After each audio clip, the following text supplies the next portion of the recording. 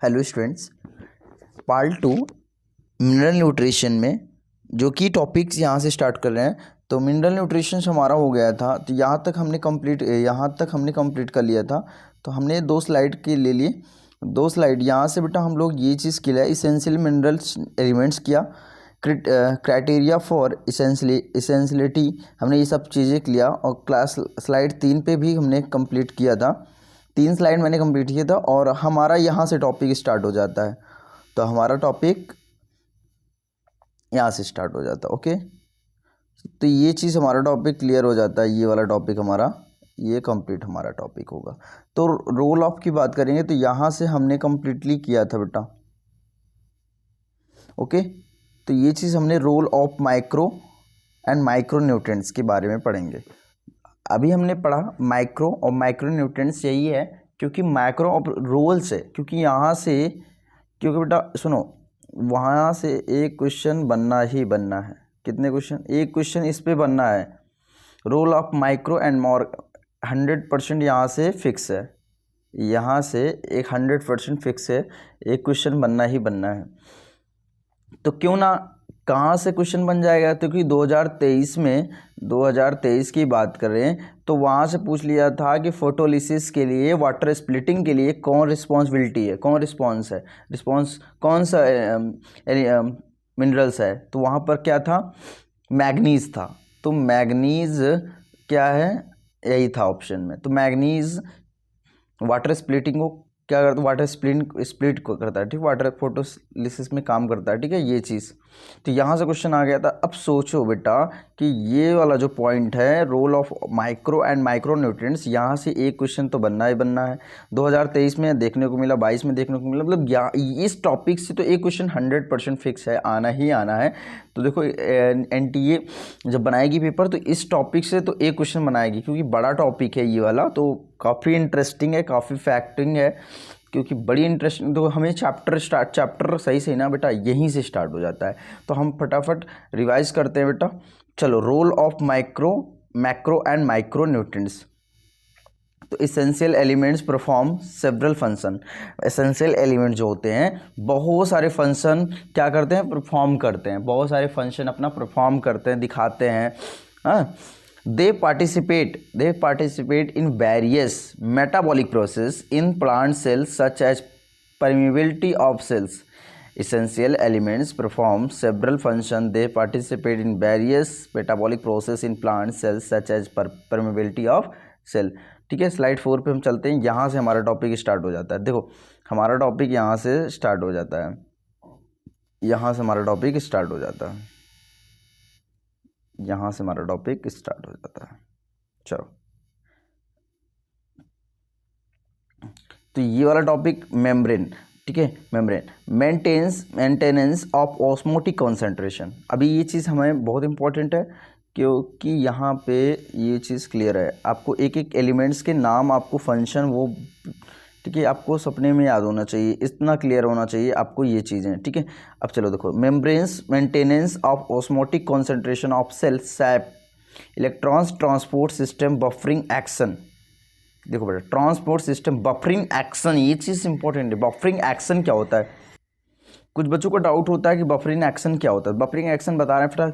Buffering action enzymatic activity and act as major constituent of macromolecules and coenzyme. आप लोग जानते हो coenzyme क्या होता है, ठीक है। कोएंजाइम के बारे में भी क्वेश्चन उठाता है, यहाँ से कोएंजाइम से क्वेश्चन बन जाता है, क्योंकि एंजाइम का मोस्ट इंपॉर्टेंट टॉपिक है कोएंजाइम, ठीक है। तो ये चीज़ मैंने यहाँ पर क्या है कि हमको ये चीज़ें पढ़ने हैं, ठीक है, पढ़ने ही पढ़ने हैं। चलो स्टार्ट करते हैं हम लोग फटाफट। अब various forms and function of essential nutrients element are given below. इसके अंदर जितने भी एलिमेंट्स हैं, जैसे अभी नाइट्रोजन हो गया, फास्फोरस हो गया, और भी नीचे बहुत सारे एलिमेंट्स, पोटेशियम हो गया, कैल्शियम हो गया, मैग्नीशियम हो गया, सल्फर हो गया, आयरन हो गया, तो बहुत सारे एलिमेंट्स हैं। तो वो फटाफट आप एक एक एलिमेंट्स के नाम और उनके फंक्शन जानेंगे, क्योंकि यहाँ पर फंक्शन इनके बहुत इंपॉर्टेंट फंक्शन। अब नाइट्रोजन को हम उठाते हैं। अब नाइट्रोजन के बारे में पूरा डिटेल जानते हैं। देखो, नाइट्रोजन की बात करते हैं तो नाइट्रोजन DNA, RNA और अमोनिया नाइट्राइट, नाइट्रेट, ये सब सारी चीज़ें बनी होती हैं। मोस्ट एबंडेंट होता है, जाहिर सी बात है नाइट्रोजन मोस्ट एबंडेंट है। ऑप्टिमम रेंज पर आप ये मैक्रोन्यूट्रिएंट ऑप्टिमम रेंज है इसका, नाइट्रोजन की ऑप्टिमम रेंज होती है, ठीक है। और बात करते हैं अब, चलो देखो nitrogen, this is the essential nutrient, ये मैंने बताया ना, this is the essential nutrient element required by plant in greatest amount. देखो प्लांट में ना मैंने बताया था मैक्रो है ना, तो मैक्रो मतलब बहुत ज़्यादा, मतलब एक्सेस मात्रा में आपको होनी चाहिए। 10 के मतलब कि एक मैंने ड्राई वेट भी बताया था 10 mole gram inverse, mole kilogram inverse था इसे। तो greatest amount it is absorbed mainly as nitrite NO3 minus through the some are also taken up NO2 minus या NH4 plus. Nitrogen is required by all part of plants. देखो nitrogen जो है ना, nitrogen ऐसा plant है, देखो nitrogen एक ऐसा प्लांट है जो आपको, देखो नाइट्रोजन एक ऐसा प्लांट है जो आपको देखो नाइट्रोजन ये आपका प्लांट है, ये पूरा का पूरा प्लांट है। तो प्लांट के अंदर जहाँ लीव्स हो, ठीक है, तो ये लीव्स है, ये कुछ भी हो, तो ये प्लांट्स है हमारा, बड़ा इंटरेस्टिंग प्लांट्स बन रहा है। तो ये प्लांट के एक एक पार्ट में क्या होता है, किसकी इंपॉर्टेंस होती है, किसकी इंपॉर्टेंट होती है, ये चीज़ किसकी इंपॉर्टेंस होती है, तो वो याद रखना। ये आपके जो चीज़ें हमने बताया कि पूरा प्लांट्स में क्या नाइट्रोजन एसेंशियल मात्रा में होता है, हर जगह होता है नाइट्रोजन, रिक्वायरमेंट होती है प्लांट में, ओके। तो हमने इसको मिटा देना है हमको, ओके। तो क्लियर हुआ इतना बेटा?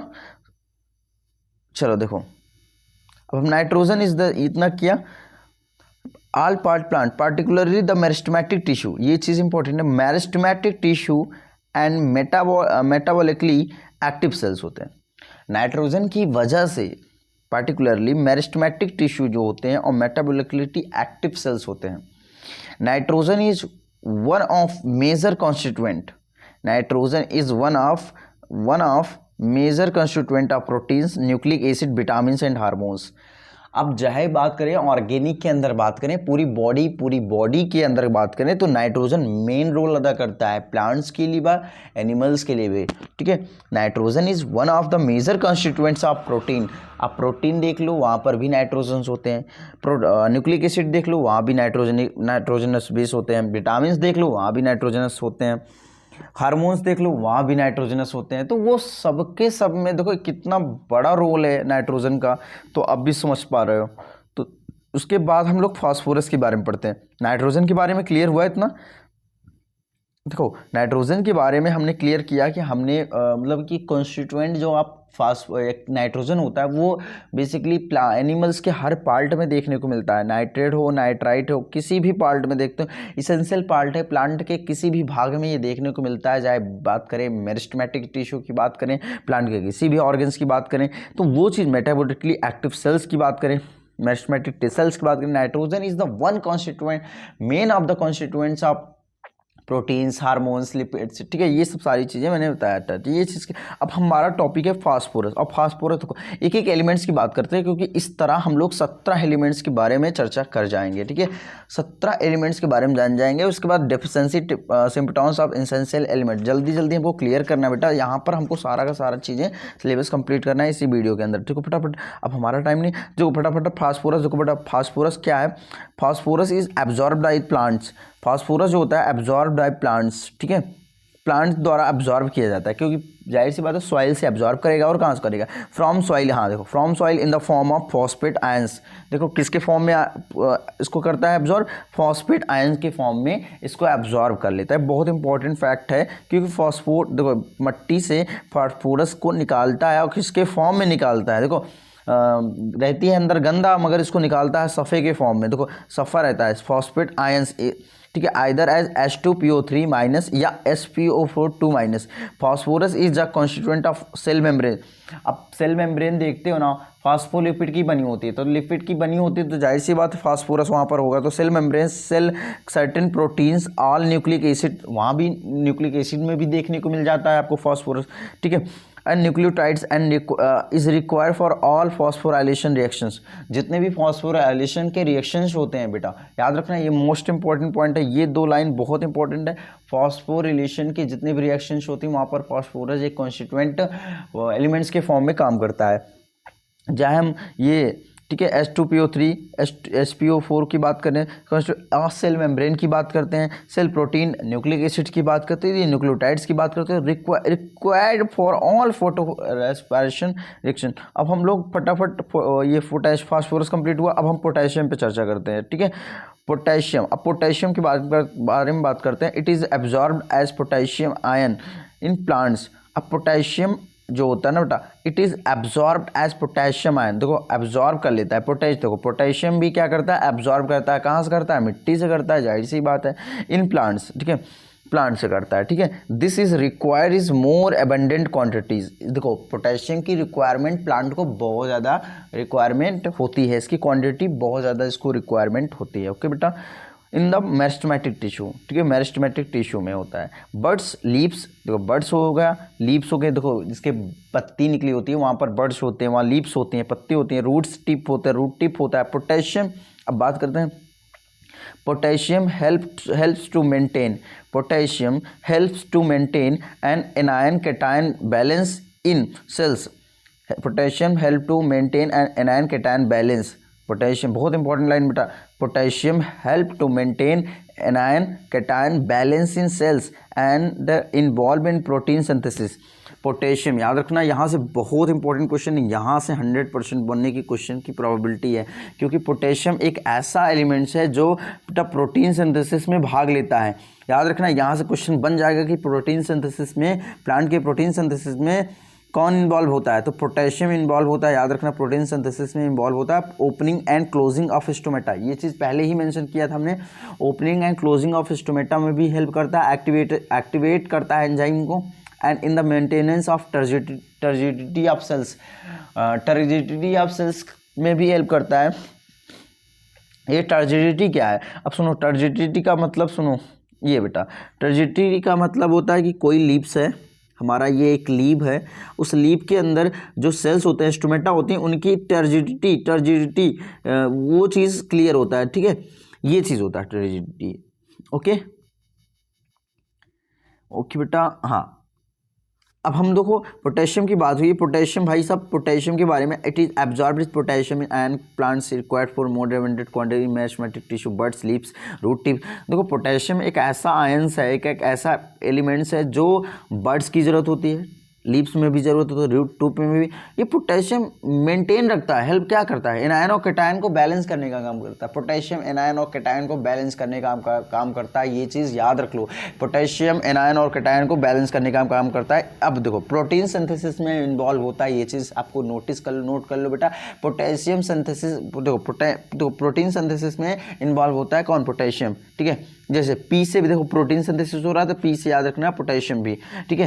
एंड क्लोजिंग ऑफ स्टोमेटा पहले बताया था, activation of enzymes and the maintenance of turgidity of cells. ये बड़ा काफ़ी क्वेश्चन अच्छा बन सकता है, स्टेटमेंट टाइप क्वेश्चन यहाँ से बनने की पूरी प्रोबेबिलिटी है, ओके बेटा। अब हम बात करते हैं कैल्शियम पे, चलो कैल्शियम पे बात करते हैं। तो कैल्शियम के बारे में हम लोग कैल्शियम के बारे में पूरा डिस्कस करते हैं।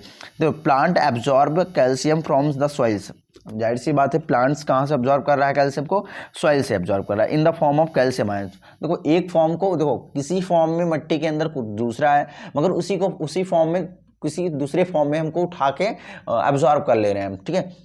वो गंदा है या कुछ भी, वो कैसे भी अंदर मिला हुआ है, मगर उसको चेंज करता है, उसको अच्छा बनाता है, उसको अच्छा बना के वो लेता है, ऐसा नहीं है वो खराब ले लेता है, ठीक है। तो कैल्शियम को भी है, देखो कैल्शियम को बनाने का अच्छा काम कौन करता है, प्लांट भी करता है, मगर लेता भी है, ठीक है। चलो देखो plant absorb calcium from the soil in the form of calcium ions, ठीक है। कैल्शियम आयंस के फॉर्म में ले रहा है, देखो बताया ना, आयंस के फॉर्म में, कैटायंस के फॉर्म में, ये आयंस के फॉर्म में यूज करता है किसी भी चीज़ को, क्योंकि आयंस क्या है, एक टाइप का एटीपी का फॉर्म है, तो वो चीज़ इसीलिए लिए हेल्प करता है? तो calcium is required by meristematic and differentiated tissue.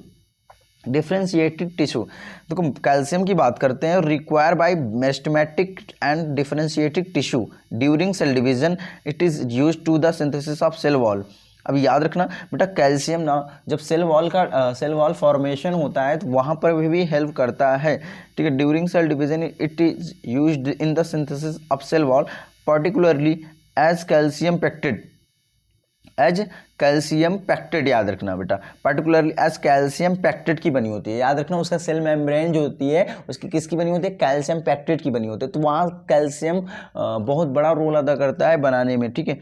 In the middle lamella, in the middle lamella, ये चीज़ बहुत ही इंटरेस्टिंग फैक्ट आ रहा है कि कौन किससे मिलकर बना है। ओके बेटा, ये चीज़ क्लियर आपको होना चाहिए।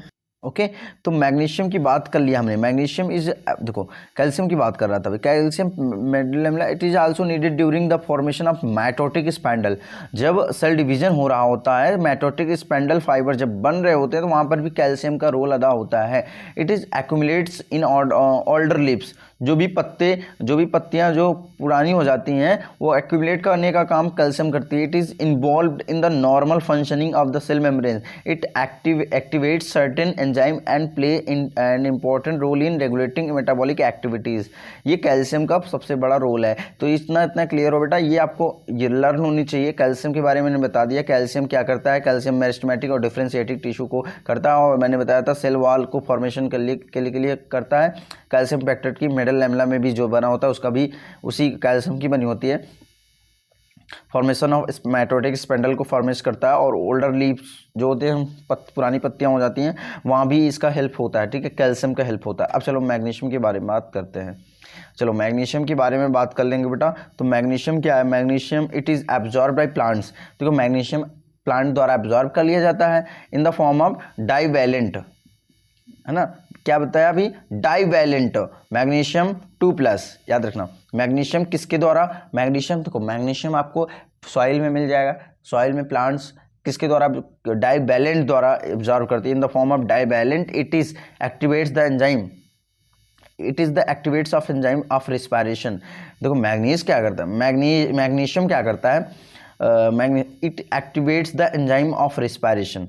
एंजाइम ऑफ रिस्पायरेशन, जब प्लांट्स रिस्पायरेशन कर रहे होते होंगे तो उस समय ये मैग्नीशियम बहुत बड़ा रोल अदा करता है। किसमें? सांस लेने में मदद करती है। किसके? प्लांट्स के सांस लेने में मैग्नीशियम मदद करती है। Okay, photosynthesis and are involved in the synthesis of DNA and RNA.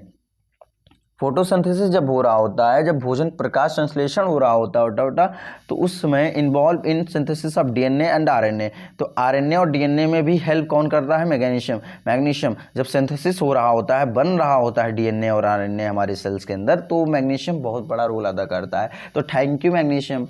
चलो, magnesium is the constituent of the ring. Okay, magnesium is the constituent of the ring structure of chlorophyll and help to maintain the ribosome structure. देखो आप बात करते हैं तो magnesium भी ribosomes के structures को मेंटेनेंस करता है जब क्लोरोफिल हो रहा होता है। स्ट्रक्चर ऑफ क्लोरोफिल, अगर हम क्लोरोफिल की स्ट्रक्चर पूरे तरीके से यहाँ से देखें, अगर क्लोरोफिल की स्ट्रक्चर आप देखते हो तो वहाँ पर देखो magnesium is a constituent of ring structure of chlorophyll and help to maintain the ribosome structure. Okay, clear है। तो अब हम सल्फर के बारे में बात करते हैं। अब सल्फर के बारे में पूरा क्लियर करते हैं। Sulphur plants obtain sulphur in the form of sulphate. देखो सल्फर को किसके फॉर्म में लेता है? सल्फेट के फॉर्म में लेता है, याद रखना, SO4 2- के फॉर्म में लेता है। Plants obtain sulfur is the form of sulfate. Sulfur is a present in 2 amino acids. Sulphur के देखो बात याद रखना, sulphur is a present in 2 amino acid के बीच में सल्फर मौजूद रहता है। दो अमीनो एसिड के बीच में आप घुसा रहता है बीच में, कौन? सल्फर, याद रखना। तो प्लांट में भी अमीनो एसिड्स होते हैं, एनिमल्स में भी अमीनो एसिड्स देखने को मिलते हैं, जैसे सिस्टीन, आप सिस्टीन देखो और मिथियोनिन देखो। सिस्टीन और मिथियोनिन बहुत इंपॉर्टेंट क्वेश्चन है सल्फर का, यहाँ से क्वेश्चन बन सकता है। सिस्टीन और methionine, and it is the main constituent of several coenzymes. It is the main constituent of several coenzyme, vitamins, thiamine, biotin coenzymes, okay, and ferredoxin, ठीक है, फेरिडॉक्सिन। ओके बेटा, फेरिडॉक्सिन याद रखना। Plants obtain sulphur in the form of sulphate. Sulphur is present in the 2 amino acids cysteine और methionine and is the मेंटेन constituent of several enzyme, vitamin, thiamine, biotin, coenzyme और ferredoxin. Okay, clear है। चलो हम लोग अब iron के बारे में चर्चा करते हैं। अब आयरन क्या है, देखो आयरन का मोस्ट इंपॉर्टेंट काम है, क्योंकि आयरन भाई आयरन मैन आपको बनना पड़ेगा। क्या बनना पड़ेगा? आयरन। अब हम आयरन के बारे में पूरा का पूरा डिस्कस करेंगे। ओके, तो चलो आयरन के बारे में पूरा क्लियर कर लेते हैं, इसके बारे में पूरा क्लियर कर लेंगे। चलो आयरन के बारे में पूरा clear. Plant obtain iron in the form of ferric ions. याद रखना, आयरन को, लोहे को बेटा प्लांट्स कैसे यूज़ करती है, उसको फेरिक आयंस के फॉर्म में यूज़ करती है, तो या फिर 3- के फॉर्म में यूज़ करती है। ठीक है, किसके या फॉर्म में? फेरिक आयंस के फॉर्म में यूज़ करती है, यूटिलाइज करती है। It is required in largest amount in comparison to the other micro nutrients. अगर हम बात करते हैं बहुत सारे माइक्रो न्यूट्रिएंट्स के बारे में डिस्कस किया, मगर सबसे ज़्यादा, उससे भी ज़्यादा इसका कंपैरिजन करें, दोनों का कंपैरिजन, सबका कंपैरिजन करें, तो ये जीतता है आयरन। तो आयरन की नीड्स प्लांट को ज़्यादा होती है। ठीक है, comparison to other micro nutrients, it is an important constituent of proteins involve in the transfer of electron like ferredoxin. ठीक है, साइटोक्रोम्स, जितने भी इलेक्ट्रॉन्स का ट्रांसपोर्ट होता है, इलेक्ट्रॉन का ट्रांसफ़र होता है, या ठीक है प्रोटीन का बनना होता है प्लांट्स के अंदर, तो ये सबसे बड़ा इंपॉर्टेंट रोल अदा करता है आयरन। ओके बेटा, तो सुनो, involving the transfer of electron. अगर इलेक्ट्रॉन का ट्रांसफर होता है, जब इलेक्ट्रॉन का ट्रांसफर नहीं होगा, ईटीएस साइकिल कैसे नहीं चलेगी, तो बेटा वहाँ पर सबसे ज़्यादा आयरन का रोल होता है ना बेटा। तो वहाँ पर आप कोई भी एंजाइम है तो उसको एक्टिवेट भी करने का काम भी यही कर रहा है, ऐसा नहीं है। मगर देखो, transfer of electron like ferredoxin, cytochromes reversibly from Fe to Fe3' during electron transfer, it activates catalase enzyme. It activates catalase enzymes and it is essential for the formation of chlorophyll. तो ये chlorophyll को बनाने में भी मदद करता है। याद रखना आयरन बेटा, ये आयरन बड़ा हेल्प करता है, essential for the formation of chlorophyll. Okay, clear है। तो नेक्स्ट स्लाइड पे चलते हैं। ओके, तो हमारा टॉपिक अब रहेगा हमारा, अभी बहुत सारे 3-5-6 एलिमेंट्स हैं, उनके बारे में एक एक चीज़ें पे डिस्कस कर लेते हैं। चलो देखो, मैग्नीज़ के बारे में बात करते हैं बेटा। क्या, किसके बारे में? मैग्नीज़ के बारे में। अब हम मैग्नीज़ के बारे में बात करेंगे, तो मैग्नीज़ हमारा जो है, मैग्नीज़ के बारे में देखो, मैग्नीज़ से क्वेश्चन 2023 में क्वेश्चन पूछ लिया था। किसने? 2023 में यहाँ से क्वेश्चन बन गया था, एक क्वेश्चन यहीं से बन गया था। तो मैंने बताया ना कि एक क्वेश्चन यहाँ से आपको मिल गया था, तो यहाँ से मिल गया। अब हो सकता है जिंक से क्वेश्चन पूछ ले, कॉपर से पूछ ले, तो ये सारे के लिए एलिमेंट्स आपको आपके, ठीक है, टिप्स पे होनी चाहिए। तो सारे के सारे एलिमेंट्स आपके टिप्स पे होनी चाहिए। क्लियर है? एक क्वेश्चन आपको देखने को मिल जाएगा। अब हम ये चीज़ बात करते हैं। अब हम मैग्नीज़ के बारे में बात करते हैं बेटा, मैग्नीज़ के बारे में बात करते हैं। तो मैग्नीज़ के बारे में बात करेंगे, तो मैग्नीज़ ये चीज़, it is absorb in the form of manganous ions के फॉर्म में। याद रखना, मैग्नीज जो होता है ना, मैग्नोस आयंस के फॉर्म में वो क्या होता है? एब्जॉर्ब कर लिया जाता है। अब देखो, इट एक्टिवेट्स मेनी एंजाइम्स। बहुत सारे, देखो 2023 में यहीं से क्वेश्चन पूछा था बेटा, यहीं के लाइन से क्वेश्चन पूछा गया था, अभी बता रहे हैं।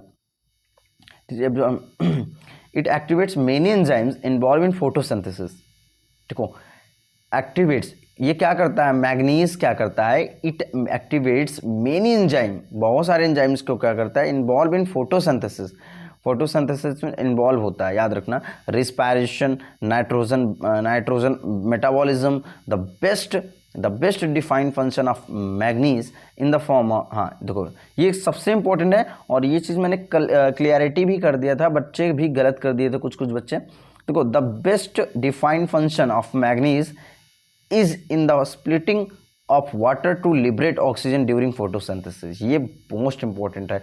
मैग्नीज काम क्या करता है? जब मैग्नीज का काम क्या होता है, फंक्शंस क्या होता है? Manganese is in the form of splitting of water, पानी को तोड़ देता है। तोड़ने का काम पानी को कौन करता है? मैग्नीज करता है। टू लिबरेट ऑक्सीजन, देखो ऑक्सीजन को तोड़ के फोटोसिंथेसिस कराता है, ऑक्सीजन को तोड़ के फोटोसिंथेसिस कराता है, ये मैग्नीज है, मैग्नीज का काम है। मैग्नीज को पहचान लो। अब जिंक का काम देखते हैं, फटाफट जिंक को देख लेते हैं। Plants obtain zinc ions, it activates various enzymes. Zinc की बात करते हैं, तो plant obtain zinc 2+ ions, it activates various enzymes. देखो जिंक ना वेरियस, बहुत सारे एंजाइम्स को क्या करता है? एक्टिवेट करता है। स्पेसिफिकली कार्बोक्सिलेजेस, जैसे स्पेसिफिकली बात करते हैं, और कार्बोक्सिलेजेस, जैसे कार्बोक्सिलेजेस हो गया, it is also needed in the synthesis of oxygen. ये देखो ऑक्सीजन की सिंथेसिस के लिए, देखो यहाँ से क्वेश्चन बनने की प्रोबेबिलिटी है। ऑक्सीजन की सिंथेसिस के लिए जिंक जिम्मेदार है। रिस्पॉन्सिबिलिटी किसकी है? ऑक्सीजन की सिंथेसिस जब होती है तो जिंक रिस्पॉन्स करता है वहाँ पर सिंथेसिस में, ऑक्सीजन की सिंथेसिस में उसकी आवश्यकता होती है। ठीक है, ओके बेटा। अब हम कॉपर के बारे में बात करते हैं, कॉपर के बारे में बात करेंगे। अब copper it is absorbed is cupric ions. देखो मट्टी से प्लांट किसके फॉर्म में लेता है? क्यूप्रिक आयन के फॉर्म में लेता है, Cu2+ के फॉर्म में लेता है। It is essential for overall metabolism in plants. अगर प्लांट्स के मेटाबॉलिज्म की बात करते हैं, like iron, it is associated with certain enzyme involve in redox reaction and is reversibly oxidise from copper plus to copper 2+। Okay, clear है। अब हम boron की बात करते हैं, बोरान के बारे में बात करते हैं। It is absorbed as BO3 या B4O7 2-। ठीक है, बोरान एब्जॉर्ब्ड, ठीक है, बोरिक एसिड, बोराइड, ठीक है, ये सब सारे। Boron is required for uptake, boron is required for uptake and utilisation of calcium 2+, membrane functioning, pollen germination. याद रखना बेटा, बहुत इंपॉर्टेंट है, याद रखना, यहाँ से क्वेश्चन पूछ सकता है। देखो पॉलिन जब जर्मिनेशन होता है, पॉलिन का जब जर्मिनेट होता है तो वहाँ बोरान जिम्मेदार होता है। कौन जिम्मेदार होता है? बोरान जिम्मेदार होता है। ठीक है, पॉलिन जर्मिनेशन के अंदर मेम्ब्रेन, ठीक है, मेम्ब्रेन में फंक्शनिंग में भी ये जिम्मेदार होता है। सेल इलोंगेशन, जब सेल का इलोंगेशन होता है तब भी ये रिस्पॉन्सिबिलिटी अदा करता है। ओके, क्लियर हुआ? सेल डिफरेंशिएट, जब सेल डिफरेंशिएशन होता है, और कार्बोहाइड्रेट ट्रांसलोकेशन, कार्बोहाइड्रेट ट्रांसलोकेशन में भी हेल्प करता है। ठीक है, कौन करता है? बोरान करता है। तो बोरान सबसे मोस्ट इंपॉर्टेंट है, पॉलिन जर्मिनेशन में मदद करता है कौन? बोरान। ओके बात। उसके बाद कार्बोहाइड्रेट ट्रांसलोकेशन में भी हेल्प करता है। सेल डिफरेंशिएशन, सेल इलोंगेशन के बारे में बोरान बहुत ज़्यादा हेल्प करता है। अब हम बात करते हैं मॉलिब्डेनम पे। ओके, मॉलिब्डेनम पे बात करते हैं। मॉलिब्डेनम की बात करते हैं तो molybdenum plants obtain in, it is in the form of molybdate, ठीक है, आयंस। ठीक है, मॉलिब्डेनम की बात कर रहे हैं तो plants obtain in the form of molybdate ions MO2+। It is the components of several enzyme. इसके बहुत सारे कंपोनेंट्स होते हैं मॉलिब्डेनम के, including nitrogenase and nitrate reductase both of participate in nitrogen metabolism. देखो नाइट्रोजन मेटाबॉलिज्म में molybdenum बहुत help करता है।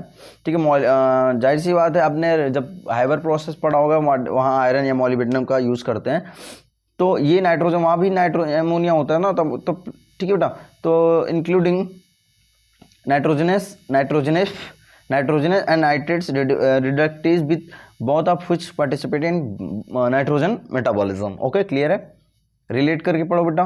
सुनो, अब क्लोरीन के बारे में बात करते हैं। अब क्लोरीन मोस्ट इंपॉर्टेंट है कि क्लोरीन आप देखियो, क्लोरीन बहुत ज़्यादा पढ़ते हो। Chlorine it is absorb in the form of chloride anion. ठीक है, एनायन है भाई, जाहिर सी बात है, उसके पास माइनस चार्ज होता है तो एनायन होगा। तो along with sodium and potassium, उसके अलॉन्ग विथ, उसके साथ में बेटा सोडियम और potassium, it help in determining the solute concentration and anion cation balance in cell. Anion और कैटायन में जब पोटेशियम और सोडियम हेल्प कर रहा होता है बैलेंसिंग में, जब आप कैटायन के बैलेंस में, ठीक है, तब भी ये काम करता है, उसमें काम करता है। ठीक है, concentration and the anion cation balance in the cell, it is essential for water splitting। ये देखो, it is essential for a water splitting reaction in photosynthesis, reaction that leads to oxygen evolution। बच्चा confuse कर सकता है, बच्चा confuse हो सकता है, सर वहाँ वाटर स्प्लिटिंग के बारे में यहाँ भी बात किया तो क्लोरीन वहाँ ऑप्शन था, 2023 में क्वेश्चन फंसा है। तो यहाँ पर अभी फर्स्ट पे बताया था, अभी जस्ट मैंने फर्स्ट पे बताया था कि मैग्नीज भी देखो, मैग्नीज क्या काम करता है? स्प्लिटिंग में काम करता है। देखो इन the form of splitting water, यहाँ तो कंफ्यूज, मैग्नीज भी देखो, क्लोरीन, कुछ बच्चे क्लोरीन भी लगा दिए। तो अब जो बच्चे बहुत एनसीईआरटी को बार बार रिवाइज किए वो चीज़ क्लियर किए होंगे। ओके, चलो हमारा टॉपिक है बेटा, हमारा टॉपिक है deficiency symptoms of essential elements. ये भी काफ़ी इंटरेस्टिंग है, काफ़ी फैक्ट यहाँ पर मिलता है इस टॉपिक के अंदर, आपको देखने को मिल जाएगा। तो deficiency symptoms of essential elements, when ever the supply of essential elements becomes limited. जाहिर सी बात है बेटा, एसेंशियल एलिमेंट्स का जो सप्लाई है वो लिमिटेड है, प्लांट ग्रोथ इज रिटार्डेड। और प्लांट जब कोई अगर सप्लाई अगर बहुत कम मात्रा में हो तो क्या होगा, उसका ग्रोथ रुक जाएगा, कहीं ना कहीं रिटार्ड हो जाएगा। ठीक है, रिटार्ड हो जाएगा, पीछे और आ जाएगा।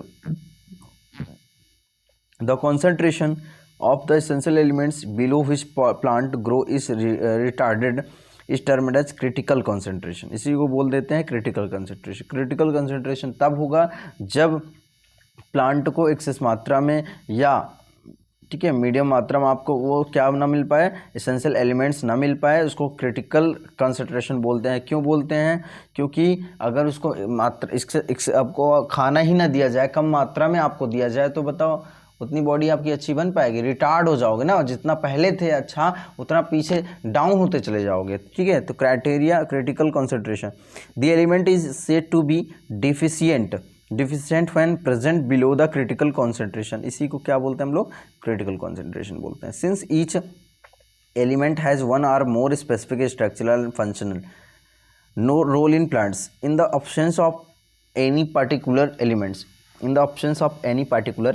plants show certain morphological changes.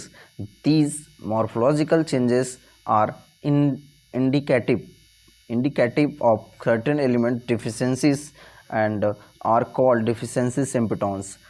The deficiency symptoms vary from element to element. देखो deficiency symptoms जो होता है vary from element to element होती है।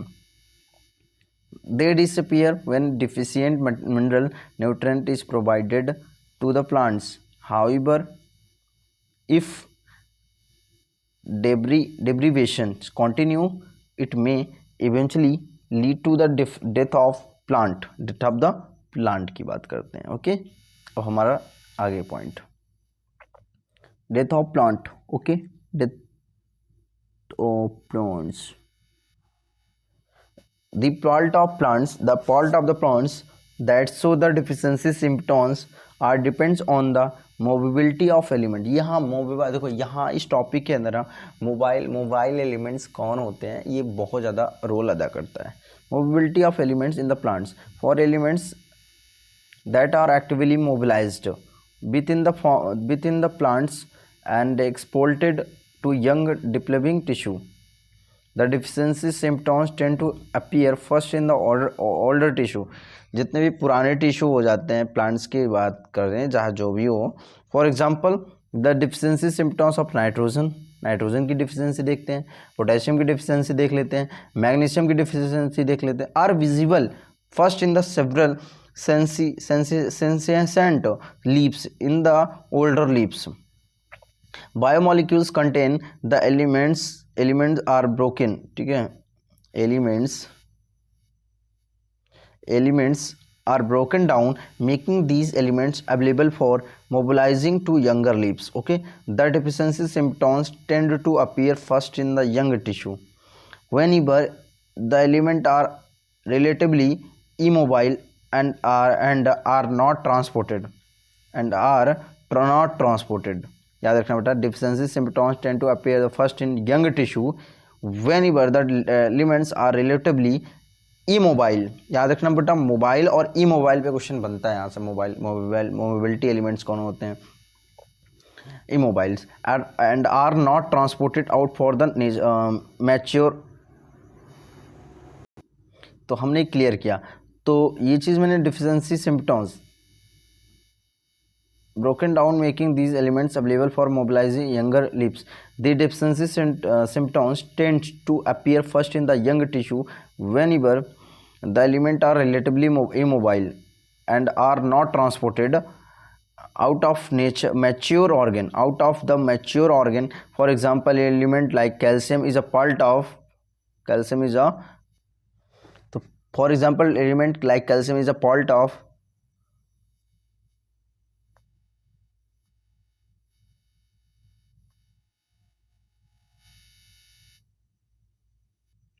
अब देखो फॉर यहाँ चीज़ मैंने क्लियर किया अभी, तो ये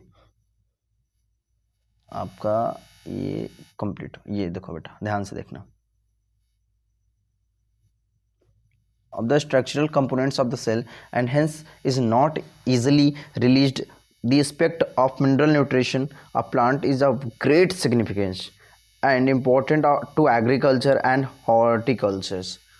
हॉर्टिकल्चर्स और एग्रीकल्चर्स में बहुत ज़्यादा इंपॉर्टेंट रोल अदा करता है. Okay, the kind of deficiency symptoms shown in the plant include chlorosis, necrosis, stunted plant growth, premature fall of leaves. देखो मैच्योर भी नहीं हो रहे होते हैं उस समय अगर लीव्स गिर रही है तो वो सब बहुत सारी डिफिशिएंसी होती है. लीव्स का पीलापन हो जाना, ये सब सारी चीज़ें डिफिशिएंसी होती है. ठीक है, premature of falls of leaves and birds of inhibition of cell division. ठीक है, chlorosis in the loss of chlorophyll leading to yellowing in leaves. The symptoms is caused by deficiency of element. Nitrogen हो गया, potassium हो गया, magnesium हो गया, sulphur हो गया, आयरन हो गया, मैग्नीज हो गया, जिंक हो गया, मोलिब्डेनम हो गया. लाइकवाइज नेक्रोसिस या death of tissue, particularly leaf tissue, is due to deficiency of calcium, magnesium, copper, potassium. Like low level of nitrogen, potassium, sulfur, molybdenum causes inhibition of cell division. Some elements like nitrogen, sulfur, molybdenum delay flowering. ध्यान रखना, no Sunday Monday. ठीक है, no Sunday Monday. Delay from इस तरह याद रखना बेटा. Flowering in the concentration in the flowering plant is low. Plant is low. You can see from the above the deficiency of any elements. Deficiency from the leaf. You can see from the above the deficiency of an elements can cause multiple symptoms, and the same symptoms may be caused by the deficiency of one of several different elements. Hence, to identify the deficient element, one has to study all the symptoms developed in all the various parts of the plants and compare them with the available standard tables.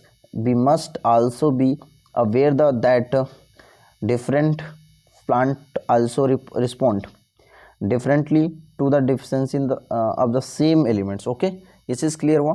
ये चीज़ मैंने इतना topic clear किया अभी बेटा, इतना topic हमने clear किया. ये चीज़ इसको याद होना चाहिए. यहाँ से क्वेश्चन बनने की प्रोबेबिलिटी होती है. यहाँ से अगर बात करें तो इस पॉइंट से आपको क्वेश्चंस देखने को मिल जाएगा. तो ये चीज़ याद रखना, एक क्वेश्चन यहाँ से फ्रेम हो सकता है अगर डिफिशिएंसी पे क्वेश्चन बनेगा तो. ठीक है, यहाँ से नेक्रोसिस के बारे में.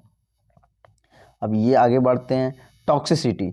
अब हम टॉक्सिसिटी के बारे में पूरा डिटेल बात करते हैं. तो टॉक्सिसिटी क्या होती है, तो टॉक्सिसिटी टॉपिक हम खोलते हैं. देखो टॉक्सिसिटी की बात करते हैं तो यहाँ पर हमें पूरा नॉलेज टॉक्सिसिटी पे कैसे मिलता है. सुनो, टॉक्सिसिटी पे पूरा नॉलेज यहाँ पर requirement of micronutrients.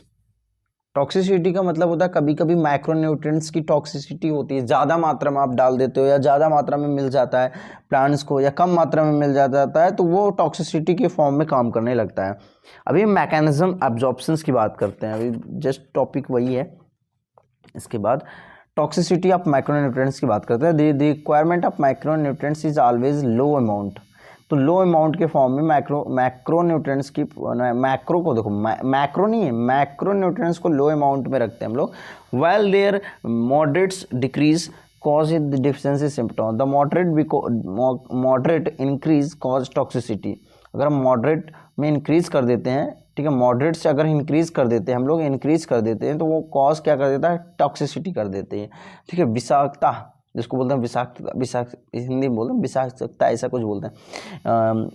In other words there is a narrow range of concentration at which the element are optimum. Any mineral ions concentration in the tissue that reduce the dry weights of tissue by about 10% is considered. यहाँ से बेटा question पूरा का पूरा probability है, ये line से question बना सकता है. ओके, इस लाइन से क्वेश्चन बन सकता है. तो मैं बात करता हूँ ये यहाँ पर. अब ये एक यहाँ से क्वेश्चन बनेगा बेटा इस लाइन से. 10%, ये क्वेश्चन पूछा जाता है 10% रूल बीएससी में। Any mineral and concentration in tissue that reduce the dry weight of tissue by plant 10% is considered toxic. Such critical concentration vary widely among different micronutrients. The toxicity symptoms are difficult to identify. Toxicity levels for many elements also vary from different plants. Many a times excess of an element may inhibit the uptake of another elements. For example, the prominent symptoms of manganese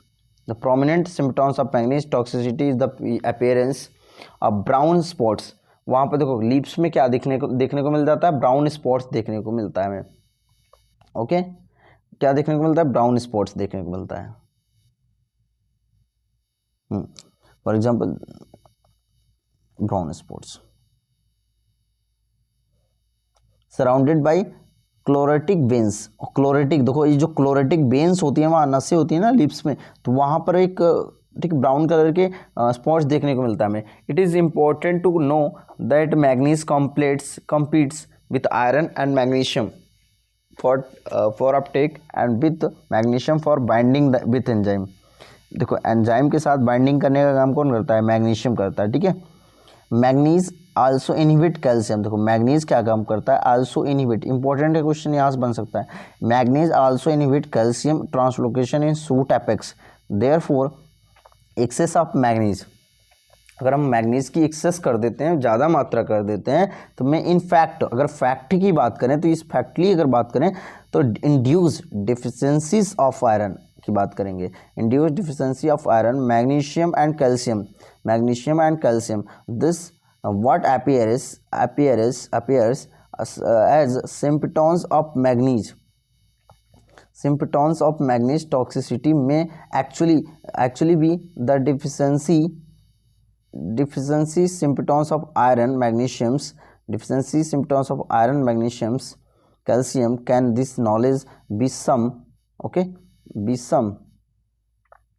be of some importance of a farmer, gardener, या even for you in knowledge for you in your kitchen garden. Okay, ये सब सारा चीज़ बात किया आपके garden के form में, एक किसान के लिए, एक गार्डनर मालिक के लिए। ठीक है, किचन, अब कहीं ना कहीं किचन के पास में जो गार्डन होते हैं, तो वो उसके लिए सब चीज़ें हमें जानना ज़रूरी है, क्योंकि मतलब ये कह रहा है कि आप बहुत ज़्यादा इंटरेस्टिंग पैदा करो जानने के लिए, क्योंकि ये टॉपिक ऐसा है ना बेटा, ये आप को टॉक्सिसिटी के बारे में जानना चाहिए कि हमें कौन कौन से मिनरल्स देना चाहिए, कौन सी रिक्वायरमेंट किसकी ज़्यादा जरूरी है। अब हमारा टॉपिक बेटा हम लोग करेंगे, हमारा मोस्ट इंपॉर्टेंट टॉपिक है mechanism of absorption of elements. अब एलिमेंट्स कैसे एब्जॉर्ब होता है, कैसे मतलब हाउ, ये वाला हाउ वाला क्वेश्चन हम यहाँ मिल जाएगा। Mechanism of absorption of elements के बारे में चर्चा कर लेते हैं। देखो यहाँ अगर हम पूरा का पूरा बात करेंगे बेटा, पूरा बात करेंगे, ये चीज़ क्लियर वाला, तो ये वाला टॉपिक बात करते हैं, तो ये मैकेनिज्म कैसे, हाउ वाला क्वेश्चन बता देता है हमें। ओके, ये चीज़ ओके क्लियर है। चलो देखो, अब ये mechanism of much of studies of mechanism of absorption of element by plant has been carried out is isolated cells, tissue या organ.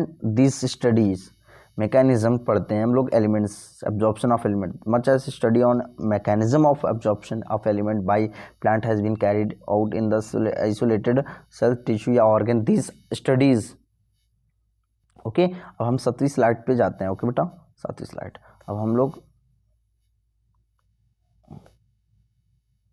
ये 7वीं स्लाइड हमारा है, यहाँ से हम लोग क्लियर कर लेते हैं। ओके, चलो ये बात किया अभी हमने पूरा कंप्लीटली। उसके बाद चलो, rebuild, that is the process of absorption can be demarcated into two main phases. In the first phase, an initial rapid uptake of ions into the free space या outer space of cells. ठीक है, एक outer एक inner space. The Apoplast is passive. Apoplast is passive. In the second phase of uptake, the ions are taken in slowly into the inner space. Okay, inner space. The simplest of the cell, अगर cell के अंदर की बात करेंगे, simplest of the cells, the passive movement of ions into the apoplast usually occurs through ion channels. वहाँ पर channel होते हैं, जाहिर सी बात है सेल में चैनल्स होते हैं जो कि इंटर करने के लिए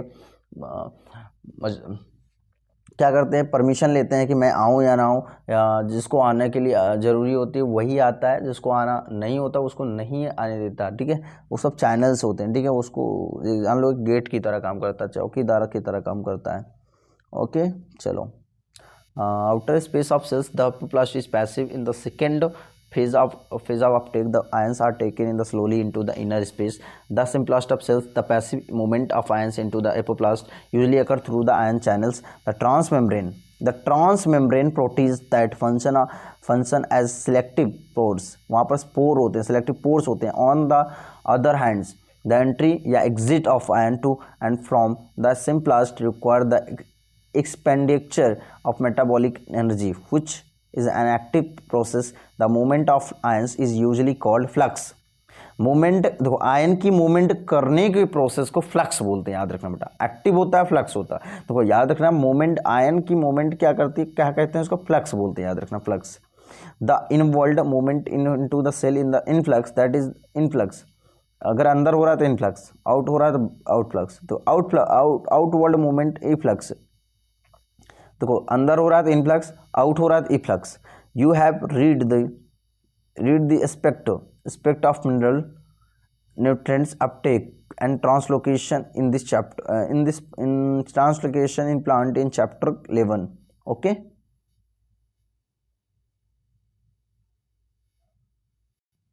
अब हम लोग ट्रांसलोकेशन के बारे में बात करेंगे, ट्रांसलोकेशन ऑफ सॉल्यूट्स। ठीक है, यहाँ बहुत छोटा टॉपिक है, छोटू से टॉपिक है, तो आपको हंसना चाहिए। क्या करना चाहिए, हंसना चाहिए, मज़े से आपको हंसना चाहिए।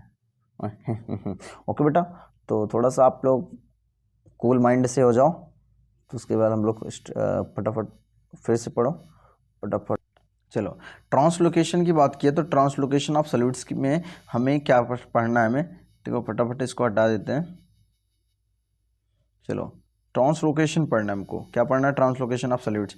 Mineral salt are translocated through xylem, mineral salt जितने भी होते हैं जाइलम के थ्रू ट्रांसलोकेट होते हैं, along with the ascending stream of water.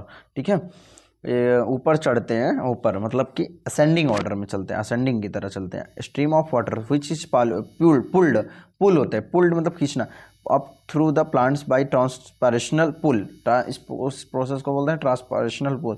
Analysis of xylem sap show the presence of mineral salt in it, use of radio isotopes और mineral elements also substantiate the views that they are transported through the xylem.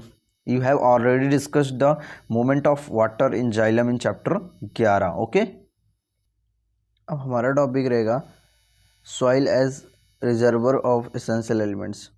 ठीक है, अब यहाँ से भी एक question बनने की प्रोबेबिलिटी है। ये क्या हो गया, एज करो,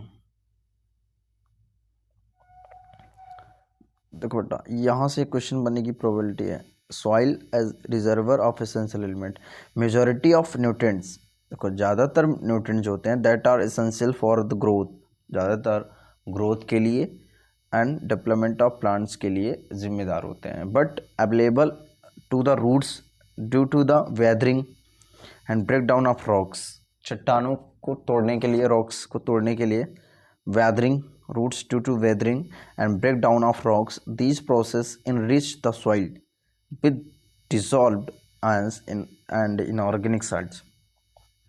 Since they are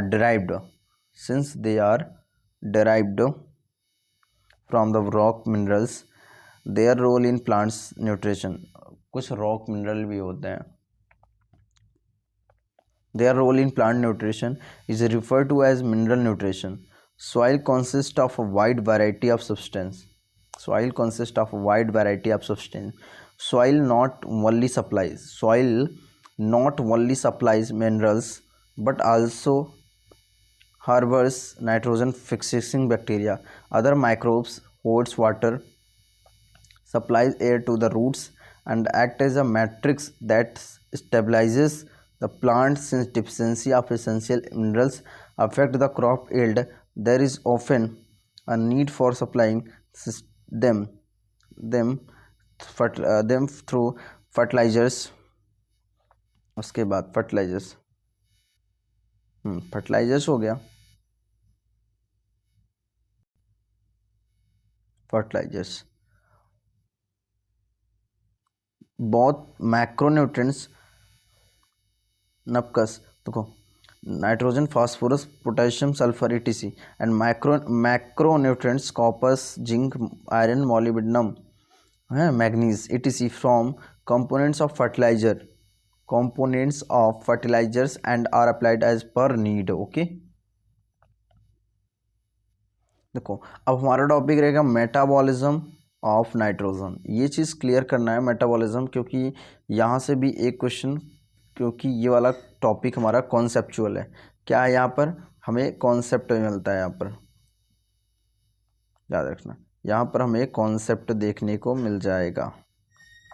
ओके तो इस कॉन्सेप्ट को हम अच्छे से समझेंगे, क्योंकि यहाँ पर रटने वाला कोई भी चीज़ नहीं है आपको. तो मेटाबॉलिज्म ऑफ नाइट्रोजन क्लियर है.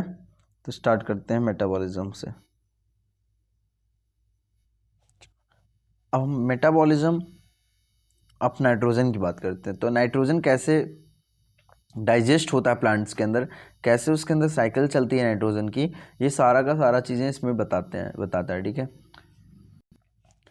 तो नाइट्रोजन साइकिल के बारे में जानते हैं. तो apart from carbon, hydrogen, oxygen, nitrogen is the most prevalent element in living organism. Living organism की बात करते हैं तो हाइड्रोजन, कार्बन, ऑक्सीजन, नाइट्रोजन ये सब most prevalent element in living organism है. Nitrogen is a constituent of amino acids. Amino acids, protein, hormone, chlorophylls, and many of vitamins. Plant compete with microbes for a limited nitrogen that तो अब अगर हम अब यहाँ पर clear बात करते हैं तो ये चीज़ें हमें यहाँ से पूरा डिस्कस करना.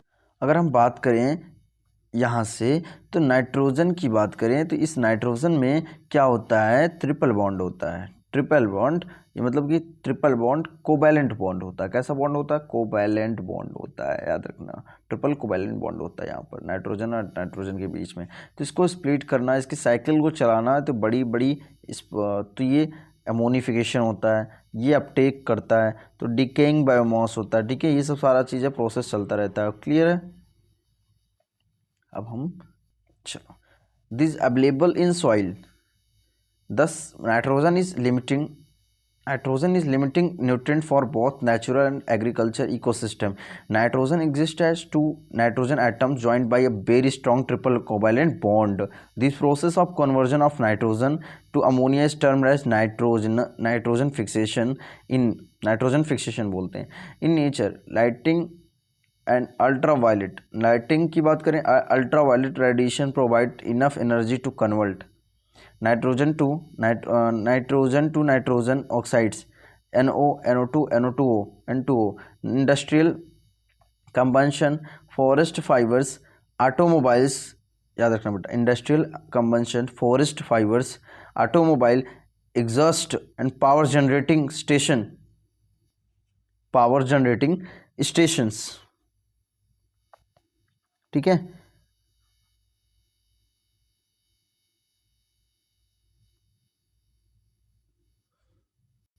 power generating stations are also source of atmospheric nitrogen oxides. Decomposition of organic nitrogen of dead plants and animals into ammonia is called ammonification. Okay याद रखना, decomposition of organic nitrogen of dead plants and animals into ammonia is called ammonification. Clear है बेटा.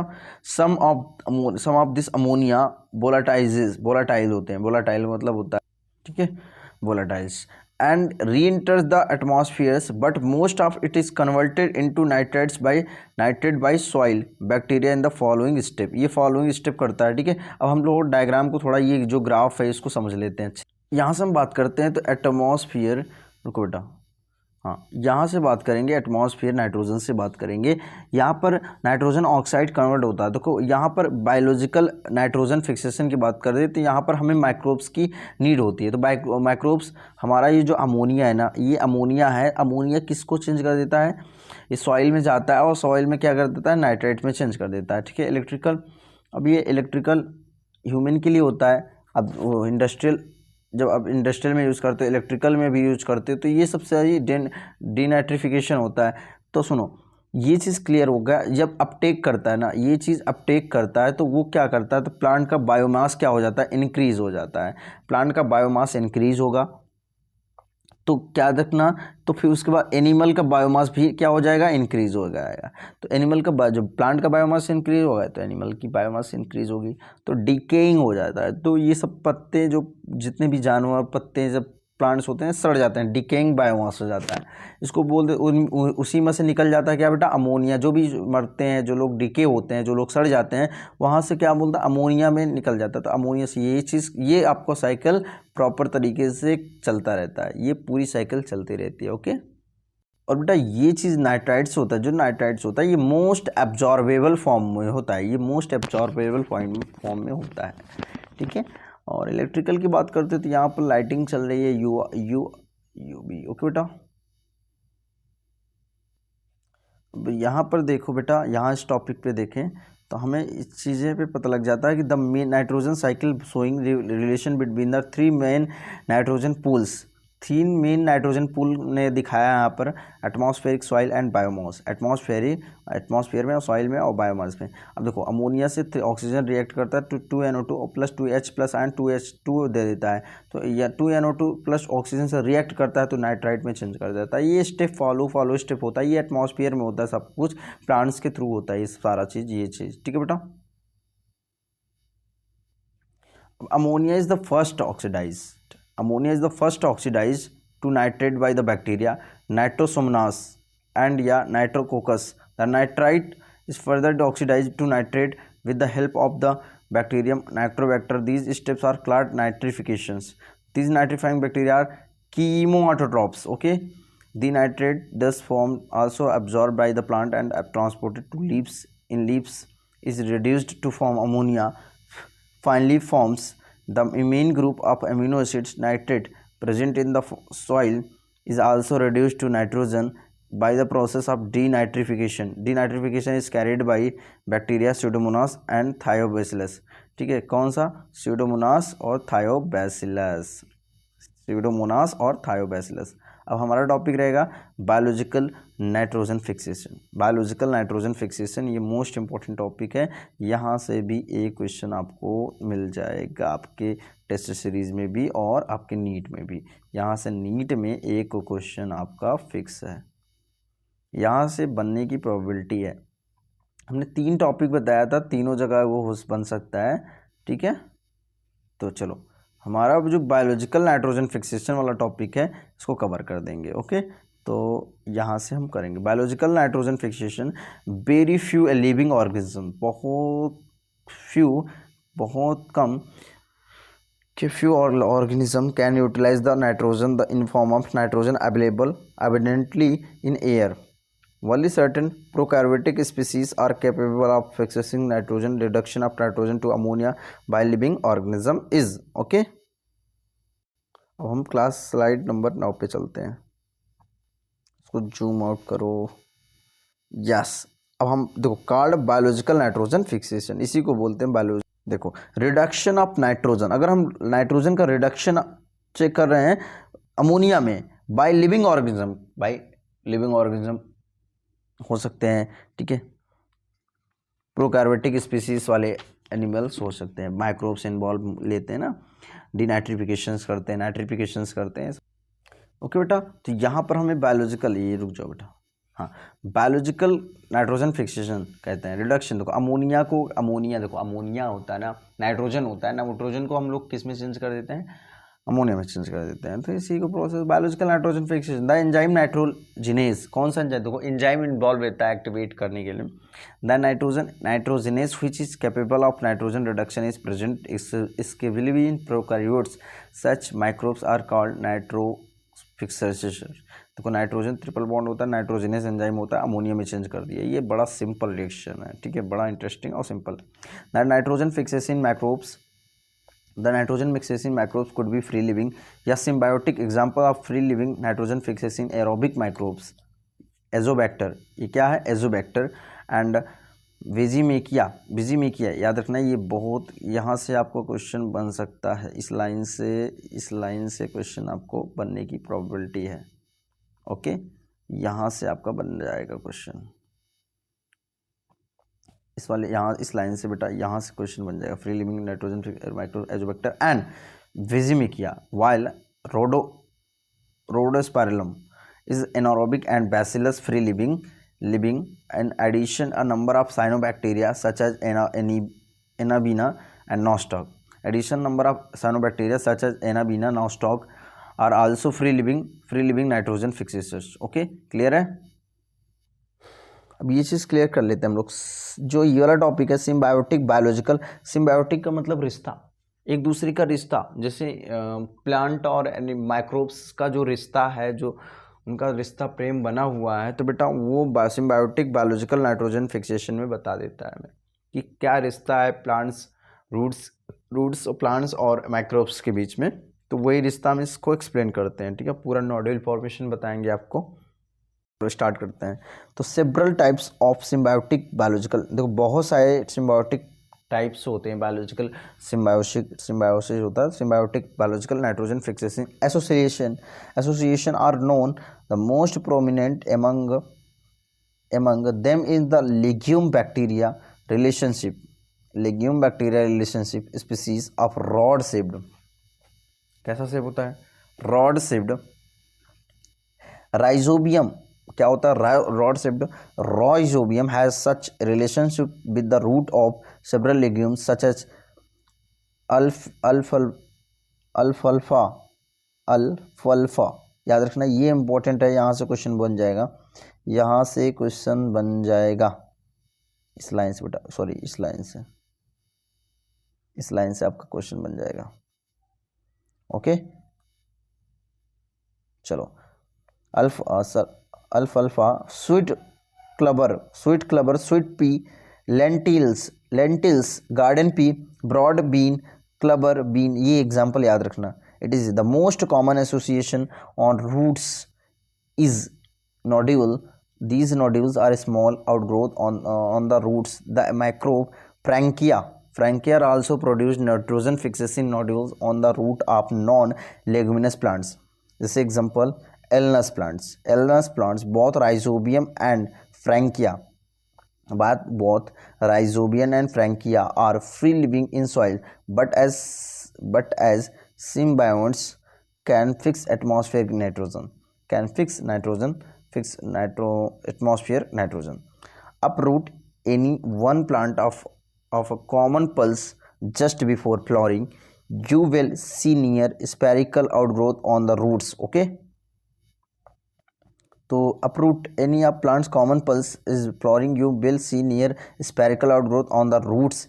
These are nodules. If you cut through the same, you will notice that the central portion is a red या pink, red colour का या pink colour का, याद रखना colour से भी क्वेश्चन उठा सकता है, रेड या pink. What makes the nodule pink? This is due to the presence of leguminous haemoglobin या लेग हीमोग्लोबिन, ठीक है, हीमोग्लोबिन या लेग हीमोग्लोबिन। अब हम नोड्यूल फॉर्मेशन पूरा समझेंगे कि नोड्यूल फॉर्मेशन कैसे होता है, ठीक है, उसके रूट्स में, ठीक है। अब नोड्यूल फॉर्मेशन के बारे में हम पढ़ेंगे, रुको। अब नोड्यूल फॉर्मेशन के बारे में पढ़ेंगे। नोड्यूल फॉर्मेशन इन्वॉल्व है sequence of multiple interaction between rhizobium and roots. Rhizobium में एक बेटा बैक्टीरिया है और रूट्स के साथ उसका एसोसिएशन होता है, रिश्ता होता है, ठीक है, एक दूसरे का प्रेम बना होता है यहाँ पर। अब the host plants, principal stages in nodule formation are summarised as follow.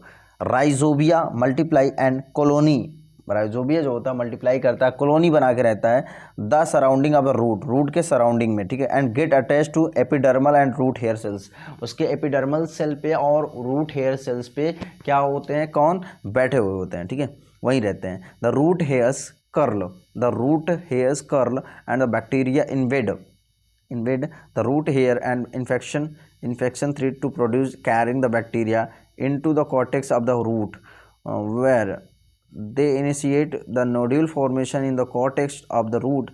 Then the bacteria are released from the thread into the cell, which lead to the differentiation of specialized nitrogen fixing cells. The nodule thus formed stabilizes a direct vascular connection with the host for exchange of nutrients. these events depicted in figure 12.4 में आपको mention. The nodule contains all necessary biochemical components such as the enzyme nitrogenase and legumoglobin. The enzymes nitrogenase is a molybdenum iron protein and catalyzes the conversion of atmospheric nitrogen to ammonia, the first stable product of nitrogen fixation। Okay, तो हम slide number 10 पे लेते हैं। उसके बाद हम लोग ये उसको हम पूरा नोड्यूल फॉर्मेशन यहाँ इस डायग्राम के जरिए हम लोग आपको यहाँ पर नोड्यूल का फॉर्मेशन देखने को मिल रहा है। तो ये पूरा का पूरा नोड्यूल फॉर्मेशन देखने को मिल रहा है। यहाँ पर आपको बैक्टीरिया देखो, ये रूट हेयर आपको देखने को मिल जाएगा। ये सब क्या है, रूट हेयर्स हैं। तो रूट हेयर्स आपको देखने को मिल जाएगा, एपिडर्मल सेल होते हैं, हुक होते हैं यहाँ पर। तो यहाँ पर ये जो छोटे छोटे दिख रहे हैं ना, यहाँ पर राइजोबिया है। राइजोबिया मतलब कॉलोनी बना के स्ट्रक्चर में रहता है। तो बैक्टीरिया की बात करते हैं तो बैक्टीरिया, आपको ये बैक्टीरिया देखने को मिलेगा। इन्फेक्शन देखो, इन्फेक्शन ये इन्फेक्ट कर दिए हैं इसके हेयर के अंदर, ठीक है। Infection thread containing bacteria inner cortex and pericycle cell under division, ठीक है। ये देखो अंदर पूरा फैला दिए हैं, पूरा फैला दिए। ओके बेटा, अब ये चीज़ हमारा पूरा क्लियर हुआ कि सॉइल पार्टिकल्स होते हैं, सॉइल पार्टिकल्स होते हैं, यहाँ पर बैक्टीरिया होते हैं, बैक्टीरिया हुक होते हैं, यहाँ पर मुड़ा होता है ना, फूक बोलते हैं इसलिए। देखो देखो डायग्राम में क्या बताया गया, development of root nodule in soybean. देखो ये प्लांट याद रखना, ये आपका एग्जाम्पल आपके एनसीईआरटी में किसका दिखाया गया है, रिश्ता एसोसिएशन राइजोबियम का सोयाबीन का दिखाया गया है, ठीक है, सोयाबीन का, ठीक है। Rhizobium bacteria contact is a susceptible root hair divide near successful infection of the root hair cause it is curl. C के अंदर दिखाया गया, infected thread the carries of the bacteria to inner cortex, the bacteria is modified into rod shaped because the bacteria get modified into rods of bacteroids that cause inner cortical and pericycle cell to division and growth of cortical and pericycle cell due to the nodule formation। D के अंदर दिखाया गया होगा, mature nodule is complete with the vascular tissue continue with the tooth the root। Okay बेटा, clear है। हम लोग इसी रिएक्शन को आपको दिखा रहे हैं। तो देखो नाइट्रोजन है और 8 इलेक्ट्रॉन्स की रिक्वायरमेंट है, यहाँ पर 8 हाइड्रोजन रिक्वायरमेंट है और 16 ATP लगना है दो अमोनिया बनाने में। 2 अमोनिया में 8 ATP, 8 इलेक्ट्रॉन्स, 8 हाइड्रोजन, 16 ATP की ज़रूरत होती है। तो ये 2 अमोनिया तैयार होता है और हाइड्रोजन रिलीज हो जाता है जैसे, और 16 ADP निकल जाता है और 16 फॉस्फेट निकलता है, ठीक है। 16 फॉस्फेट्स का फॉर्मेशन होता है। ये चीज़ फॉर्मेशन है, ये रिएक्शन आपके लिए आपको बहुत इंपॉर्टेंट करेगा। देखो ये रिएक्शंस आपको ये इम्पोर्टेंट बेटा, ये आपका रिएक्शन इम्पोर्टेंट है। यहाँ से रिएक्शंस के फॉर्म में यहाँ से क्वेश्चन फ्रेम कर सकता है, ठीक है। तो आप इसको नोट कर लो, ये आपको नोट कर लेना बेटा, ये वाला आपको नोट कर लेना, बहुत इंपॉर्टेंट है।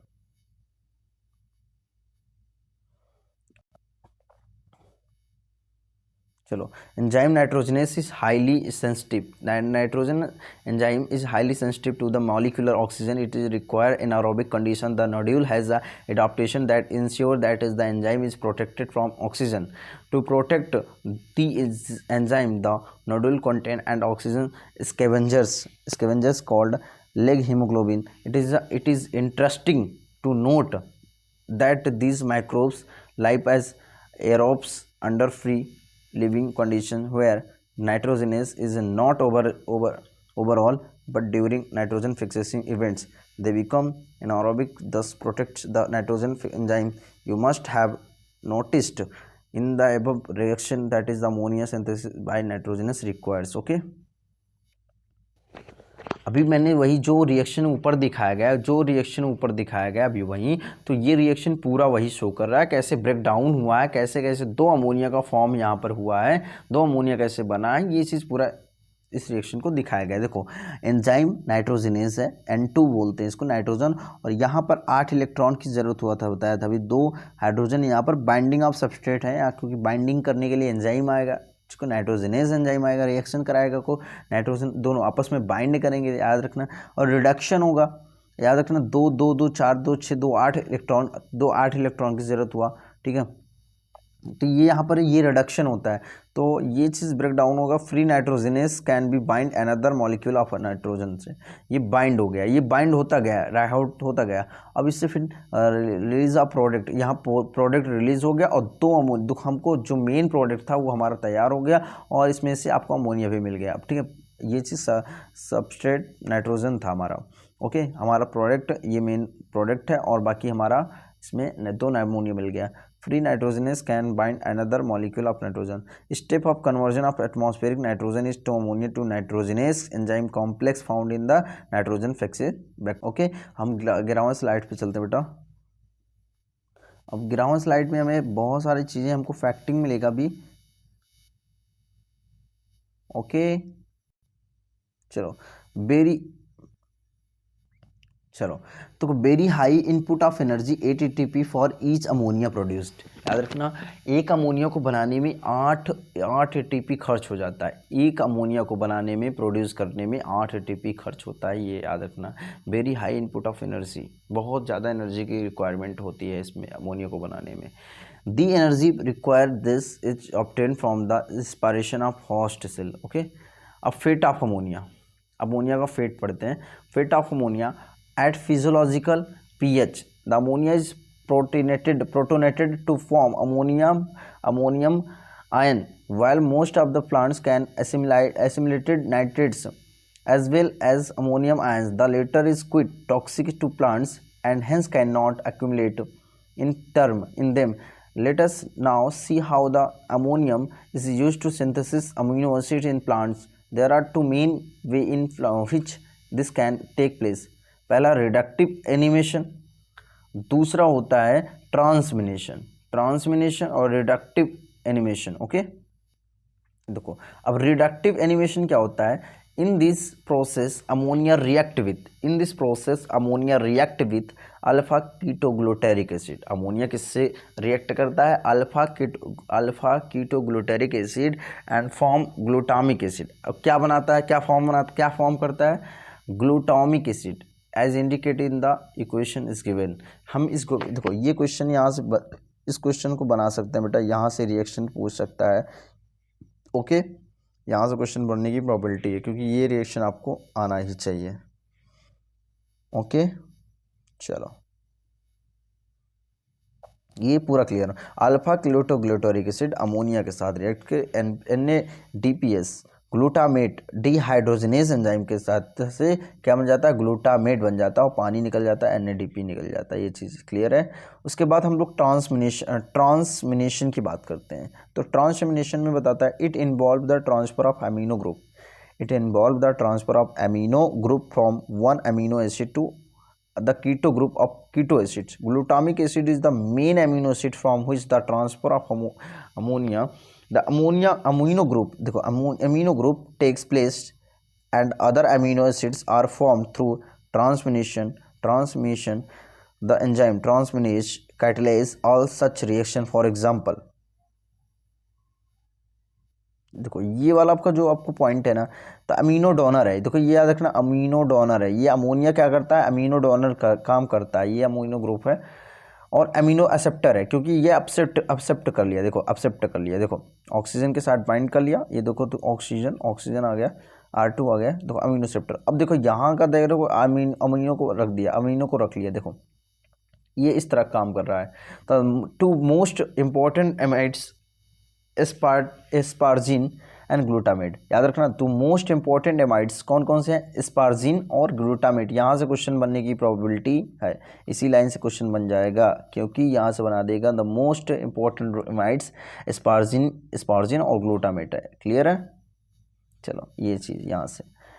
Found in plants are structural part of proteins.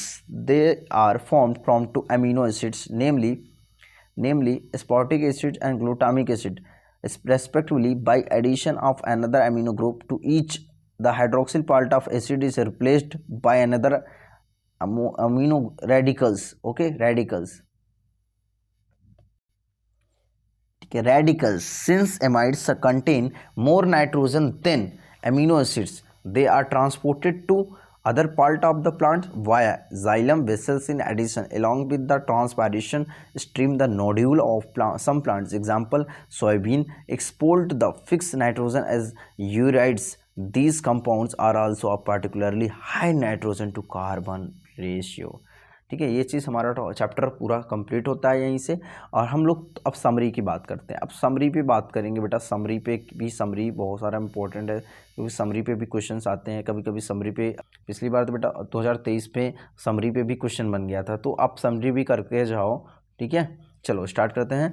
Plants obtain their inorganic nutrients from air, water, soils. Plants absorb wide variety of mineral elements. Not all the mineral elements that they absorb are required by plants. Out of the more than 105 elements discovered so far, less than 21 are essential. देखो यहाँ पर 21 बताया गया है, देखो वहाँ पर 17 बताया गया था।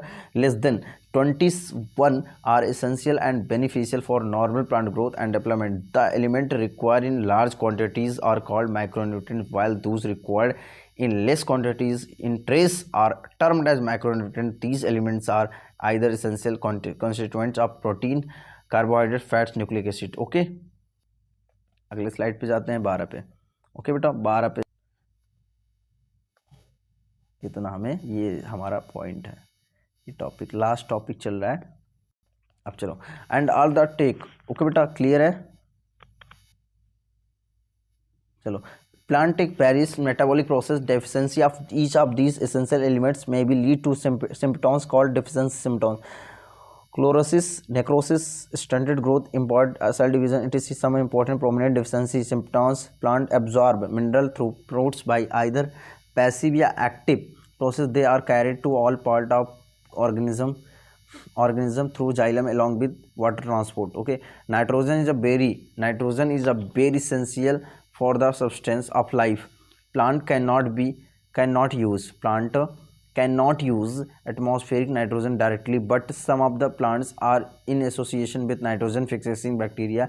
Specifically, root of legumes can fix this atmospheric nitrogen into biologically usable form. Nitrogen fixation requires a strong reducing agent and energy in the form of ATP. Nitrogen fixation is accomplished with the help of nitrogen fixation microbes, mainly Rhizobium. The enzyme nitrogenase, which play an important role in biological nitrogen fixation, is very sensitive to oxygen. Most of the process take place in the anaerobic environment.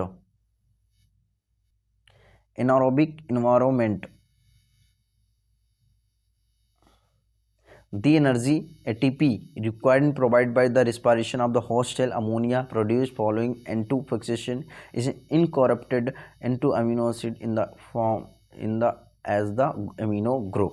ये chapter बेटा and होता है आया यहीं पर। हम summary तक complete कर दिए पूरा। 2 आवर्स के अंदर 2 आवर्स 15 मिनट्स 20 मिनट तक ये पूरा लेक्चर्स बना है। आई होप पहले लेक्चर्स में बहुत अच्छा से समझाया हमने, मतलब इसमें भी बहुत पूरा फोल्ड डाला हमने कि कहाँ तक क्या चीज़ें नहीं हो, क्या बच्चों को डाउट होनी चाहिए, तो वो सारा का सारा मैंने कंप्लीट कर दिया।